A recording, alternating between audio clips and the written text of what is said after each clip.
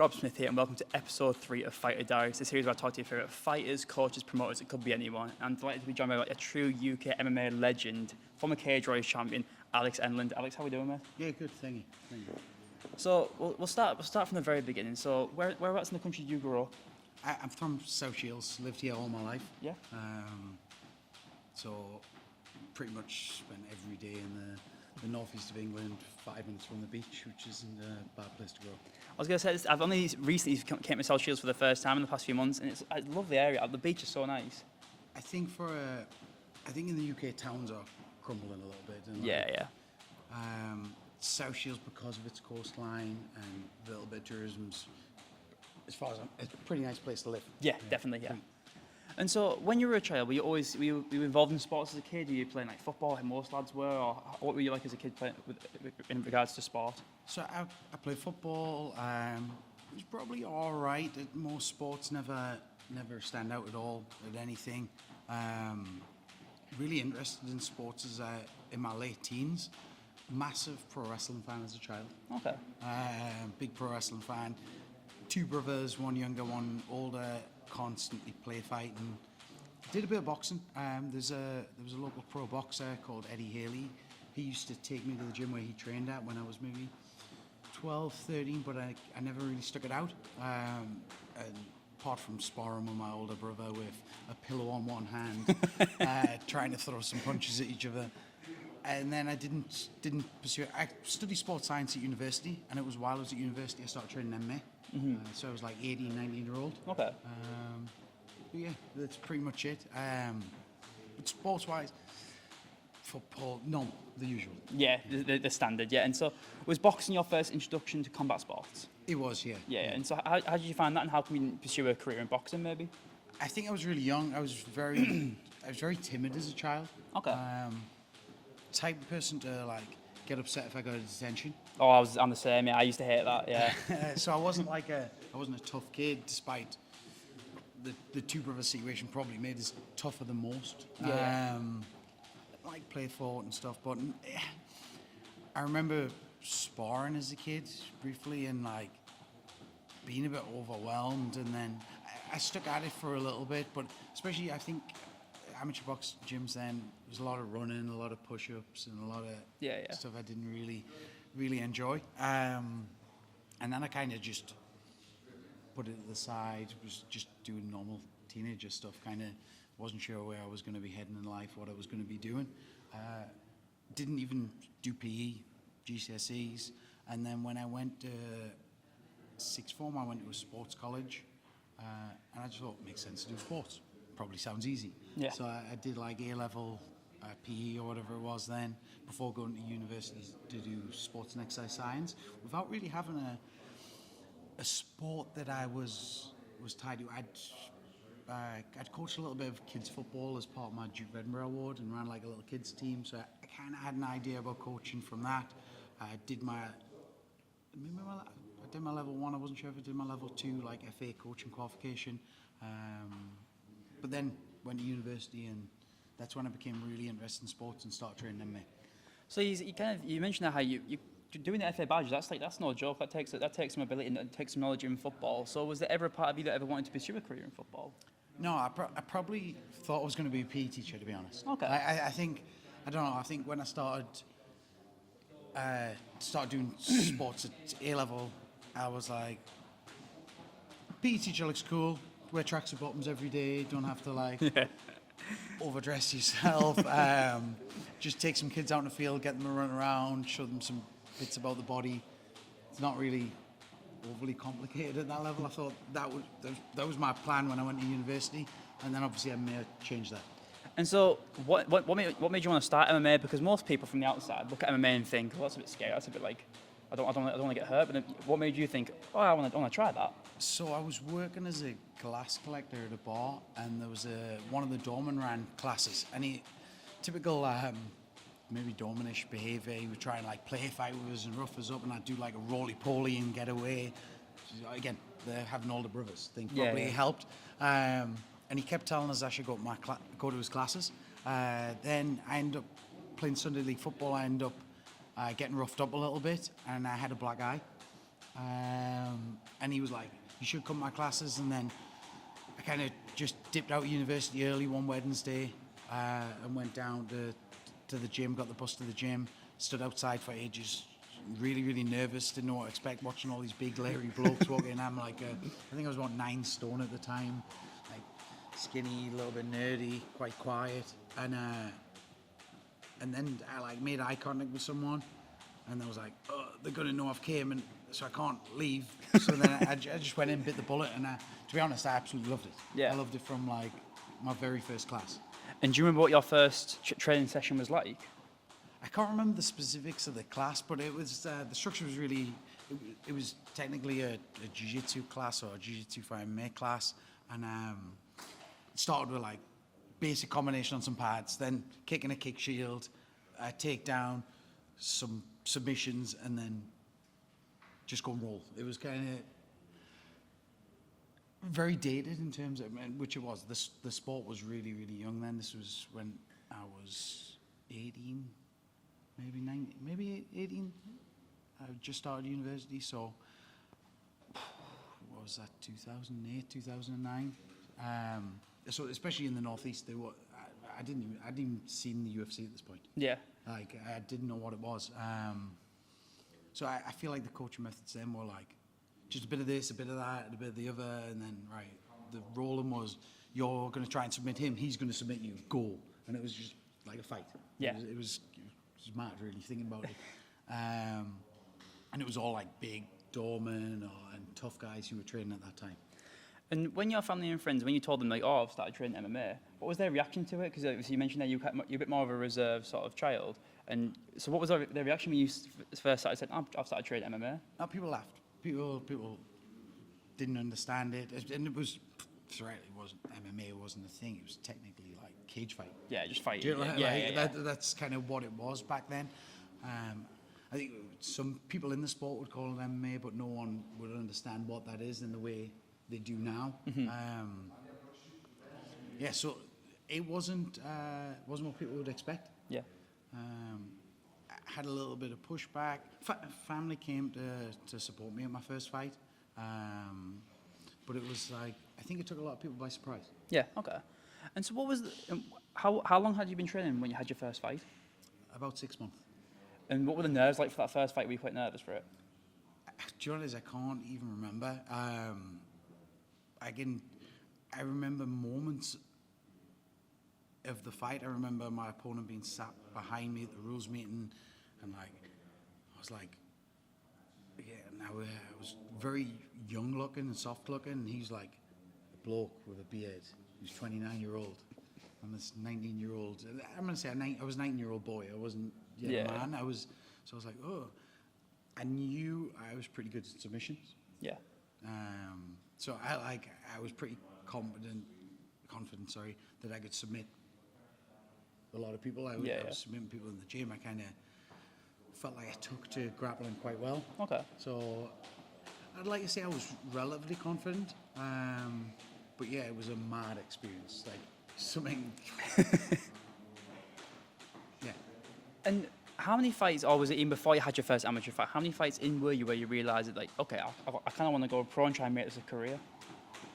I think after I'd had a couple of like amateur and semi-pro fights, the opportunity to fight pro came up. It was relatively short notice, and I was just like, okay, I get paid a couple £100, fighting smaller gloves, can throw elbows. It never crossed my mind that it was a career. Especially then, I think there was people fighting pro MMA, and everyone had full-time jobs. It wasn't like there is now. There's full-time fighters and people who only do that. So I never assumed it would be a career. It was just kind of, it was fun, and I got to say I was professional at something. So that sounded pretty good. Well, I think what's so different compared to because you were kind of in the early days of MMA, because MMA as a sport, it's not been around for that long really. It's still relatively very new. And so I think nowadays you see fighters who they do it for the career side of it, and they don't do it because they love it. Whereas from speaking to you, you kind of see more, you got into it because you enjoyed it and it ended up being your career. Is that the case? Yeah. And I think the more it became my career, at times the less I enjoyed it. Okay. The less I enjoyed, the more I was fixated on the next fight immediately after the last fight. And it kind of became a career just because I kept going. I kept training, kept fighting as often as I could. And as I became aware of rankings, I was always like, right, I'll win this fight and then I want to fight him, or I want to fight him. And there was always somebody as a way of like, and it kind of then became a career, and then the idea of going to the UFC entered my head, and then I became relatively obsessed with that, to the point where maybe I wanted to prove a lot of people wrong who didn't think I could do this. And also I'd invested so much time, like what else was I going to do? Yeah. Would you say that's one of the biggest motivators, is proving, doubters and haters wrong? A little bit. I don't necessarily think of people as haters. Yeah. I think we judge everybody on evidence we've seen, and at the point where there was someone in the gym who told me I shouldn't fight with headshots, I should just grapple, that I'd be better at that. And he was a rough, tough bloke from Sunderland. And I always had it in my head that I'll prove him wrong, that I could be tough. Yeah. That even if I'm not tough, I'm going to probably be smarter than most people I fight. So I did have it in my head, but at the same time, he was totally judging me on everything he'd seen in the gym before that and my personality. Yeah. Maybe he wasn't wrong. But it gave me the motivation to prove him wrong. So I for a long time, I actually held his views against him. But they probably just reaffirmed areas that I would need to work on if I was to pursue this. Yeah.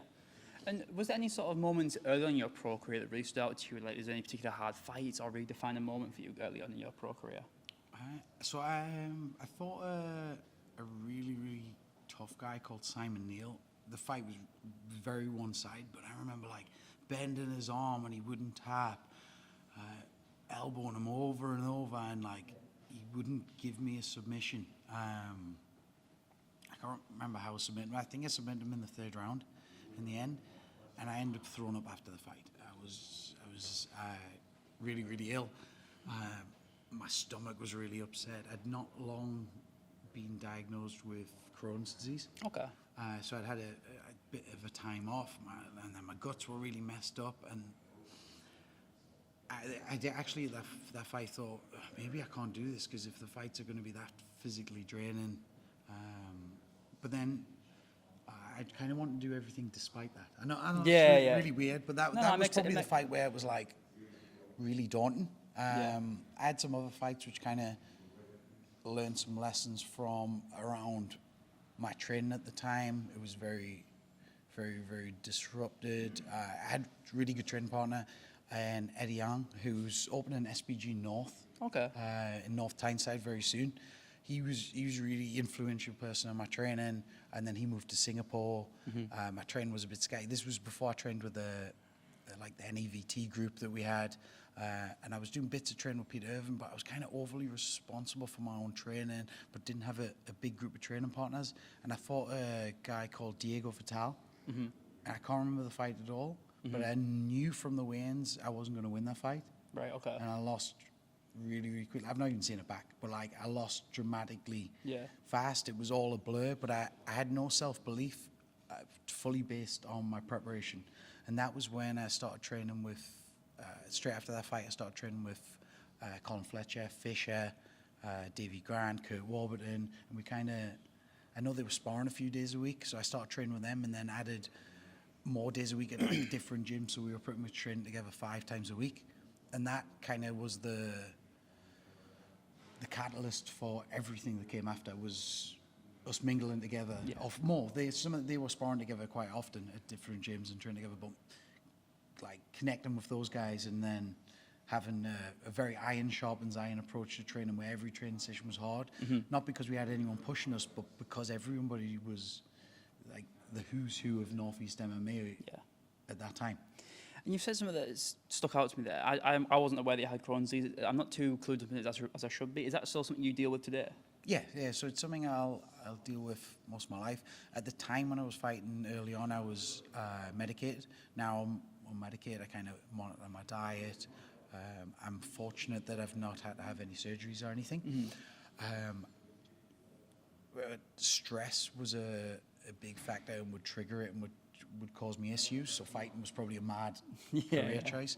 But it was something I kind of, just another thing I kind of had to handle. And I'm kind of the point where we just have to get on with things regardless of those issues, rather than I could have sat at home, got a job I hated based around the fact that I have a medical issue, or I could do anything despite it. Yeah. And was there ever a point where you thought maybe having Crohn's disease would get in the way of your fighting career? Fortunately, it never got so serious that I was hospitalized with it. Okay. It was more, I had a investigation, that's what they said it was, and then they medicated me because of it. I have friends who have it, and they've had to have major surgeries. So I was fortunate it never had a dramatic impact on my life. Just, I have to make better choices. Yeah. And you've achieved something that not many people can say they've achieved. You were a Cage Warriors world champion. So talk to me what that experience was winning the Cage Warriors title. It was, I like to say it was the biggest moment of my career. It was certainly, that was probably the toughest fight, hands down. And it was something I didn't expect from myself when I started. But it was massive at the time. I think the guy who had the belt before me was Jim Ayers. The person who had that belt before me was Conor McGregor. Yeah. Cage Warriors were really big at the time. I'd even managed to travel the world a little bit with them. I felt like an elite professional athlete.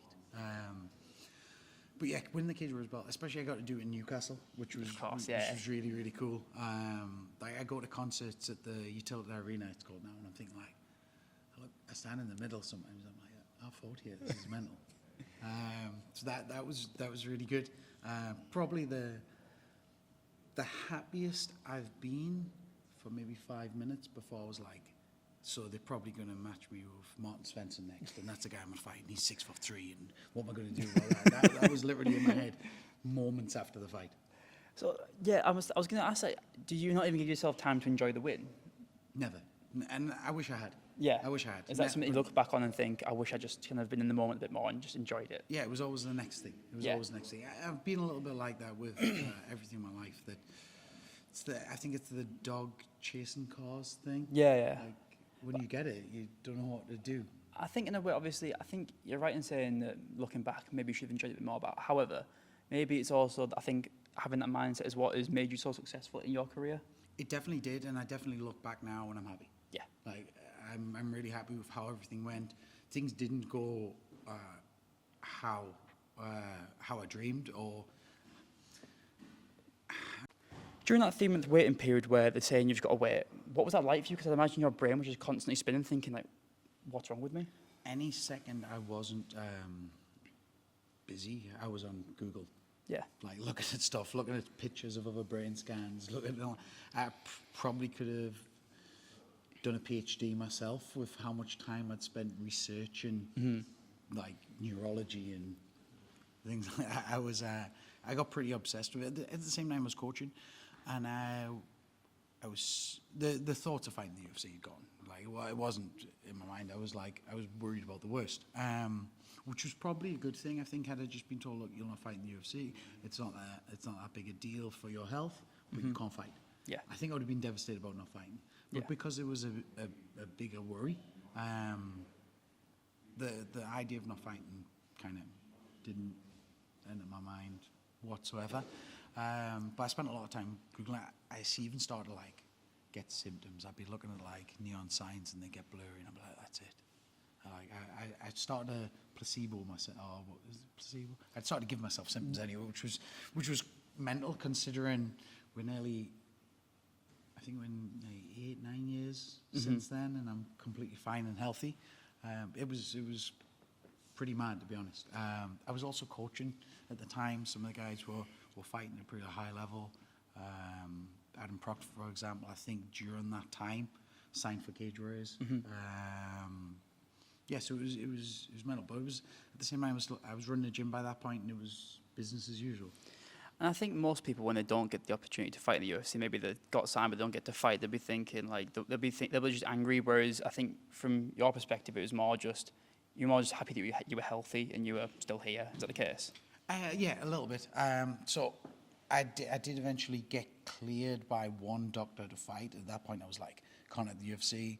I got cleared by a neurologist who basically said my coordination, there was no issues, that's not causing any response. The neurosurgeon was like, no, Yeah. that's not. I still see the same neurosurgeon now every year. So I still get a scan once a year, and he still goes through what he sees on that scan. Which once I get that scan, waiting for the appointments, still quite nerve-wracking. But like, I've been hitting the head a lot doing the sport. My mom died of an aneurysm when I was 15. Okay.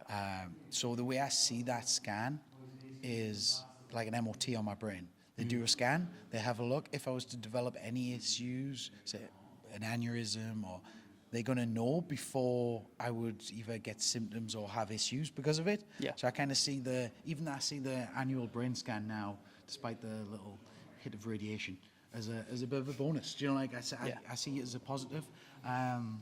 Not fighting UFC crippled me a little bit at times, not massively. So I was scheduled to fight on a UFC card in Hamburg. I went out and cornered Davy Grant when he fought there, and like looking at the arena, I think that was the only time like I felt a bit sick. And I thought like, not it should be me, but like this would have been where I would have fought. It would have been so cool. Yeah. You weren't given the opportunity. But it wasn't the end of the world. Do you know what I mean?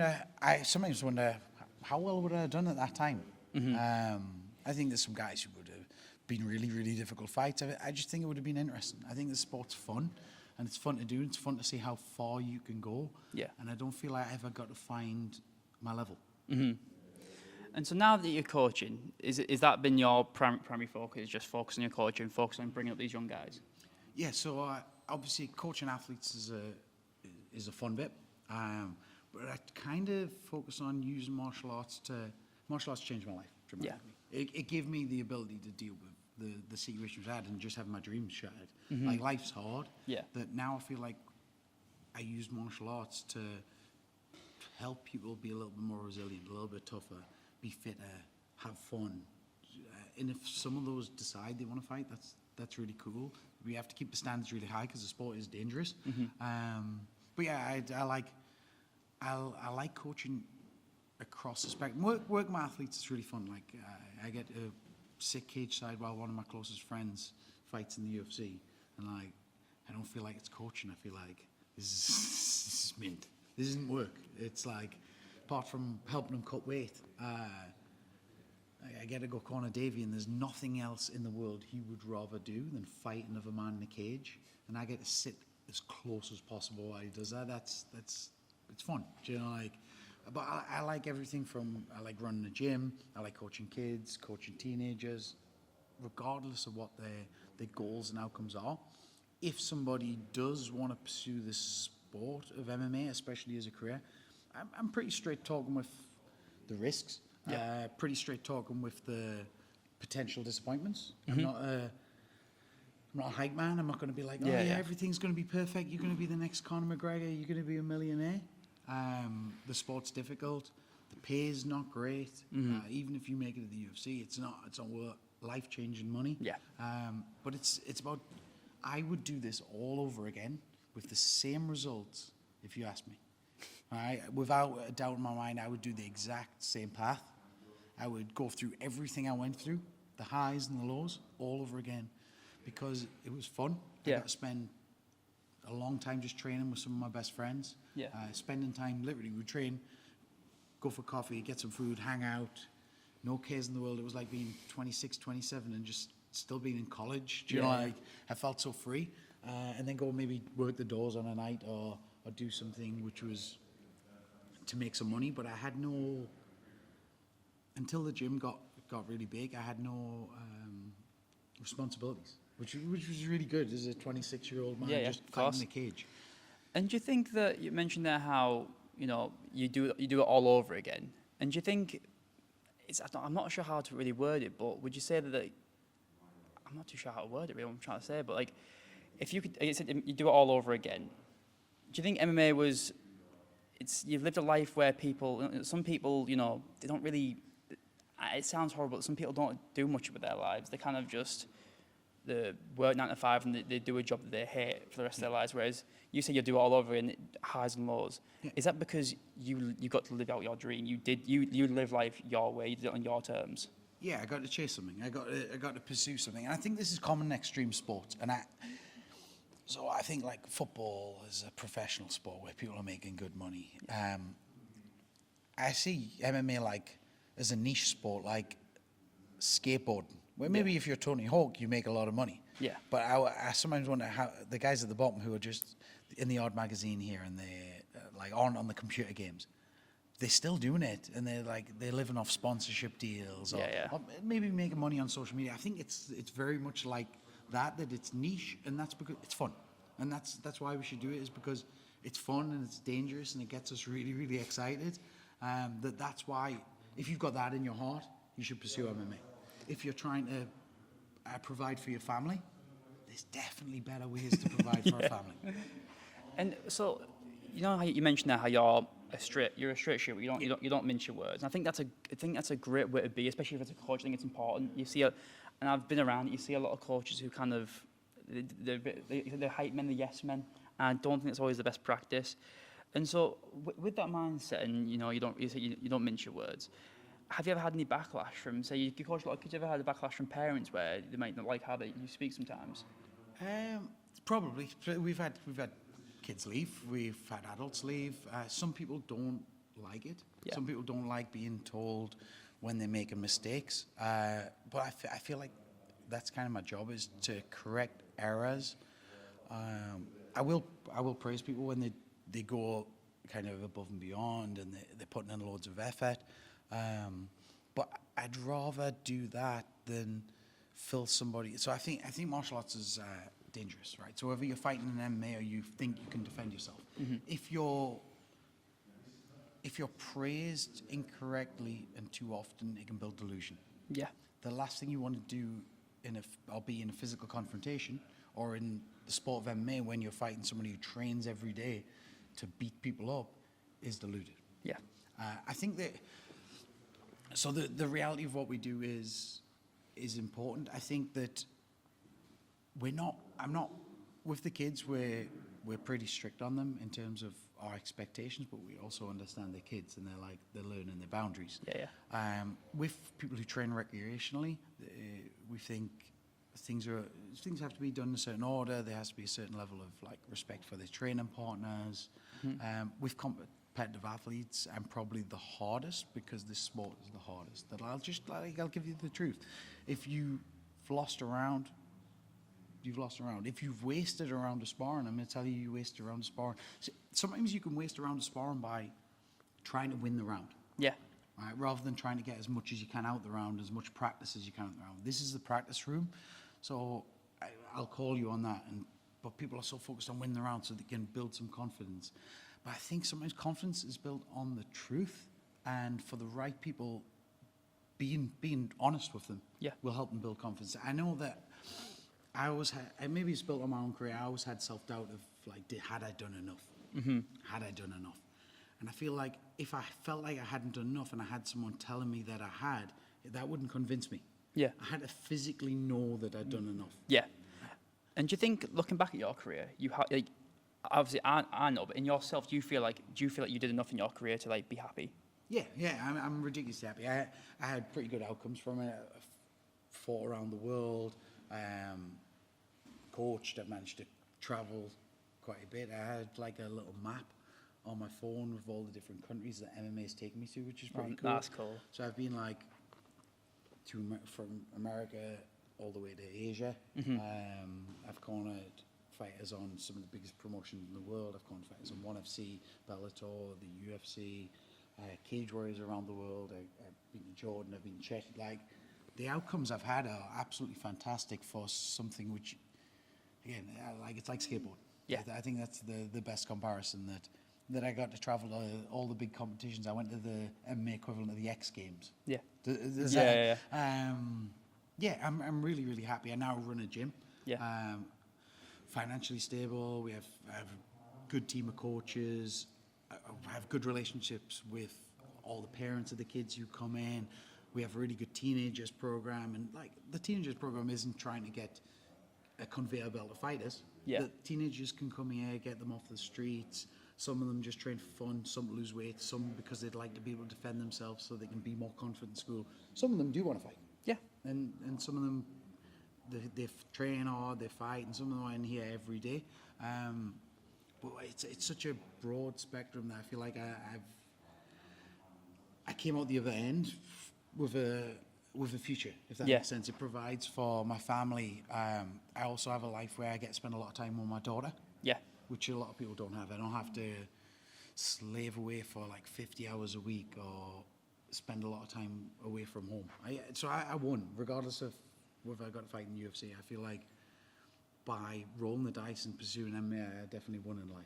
Well, I think that's the perfect place to end it, really, because I think, Alex, I just want to thank you for telling your story. I think it's an incredible story of someone who went through the worst times possible. You had the biggest excuse to not achieve anything, but you did.